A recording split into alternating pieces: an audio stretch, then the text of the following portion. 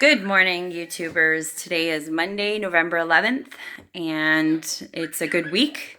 I feel like I'm just about out of the trauma bonding stage, and I'm into the stage where I have accepted and understood that my leaving was my choice.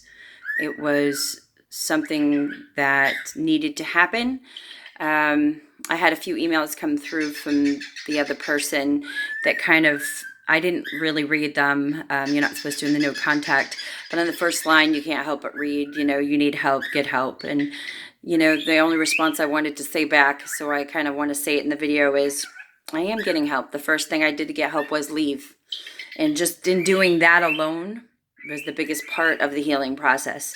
So I'm at the next stage after trauma bonding, which tends to be more of the still finding yourself phase, and also learning to not be ashamed of wanting to give or take, but learning the balances of giving and taking.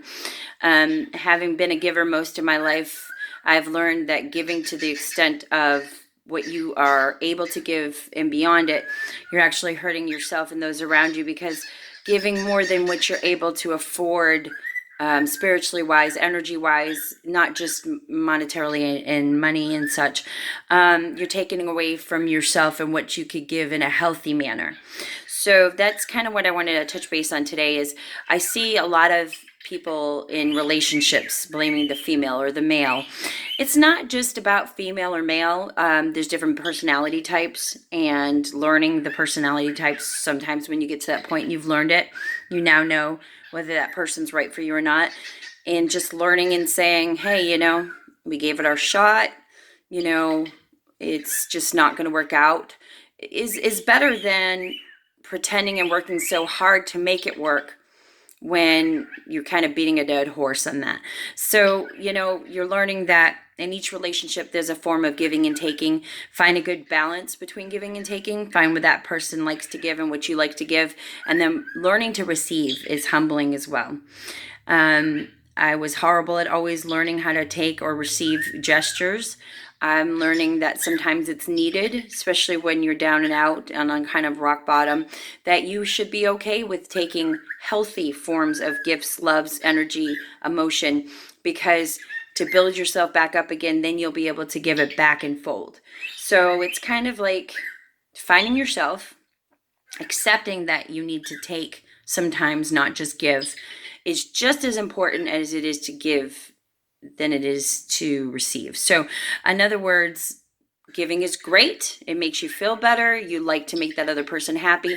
But if you're learning to receive in a healthy manner, then you'll be able to give back tenfold in the end, when you're able to be the best you and give back your own energy, your own healthy knowledge, your experience in return. So I just want to touch base. This week is my appointment coming up for my therapist. I'm so excited about that, because I'll be able to finally get a little bit of talking off my chest that is beyond just video making and talking to friends and family. I'll be able to get some advice and some knowledge from someone that's trained on the next processes of the healing and moving on. I have some great job opportunities coming up I'm excited about.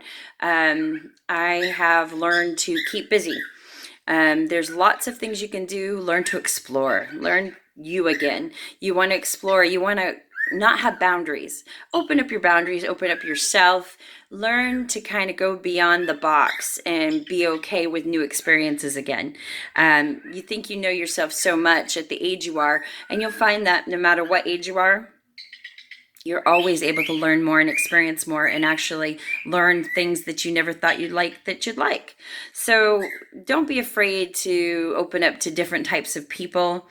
Embrace all aspects of life, because in life, everything is a balance. It's give and take. It's light and dark. And once you find that gray area, that happy gray area that people always think gray is so bland, it's not. If you have a good balance, gray is great, because it's not black and white. It's gray. It's a nice middle point. It's warm and fuzzy. It's somewhere I think we all should want to be, that we should expend ourselves to want to live as, be loving, accept everyone for who they are, because it's those different aspects of our personalities and our natures and our customs that kind of give us that broad range of colors in our you know kaleidoscope of life.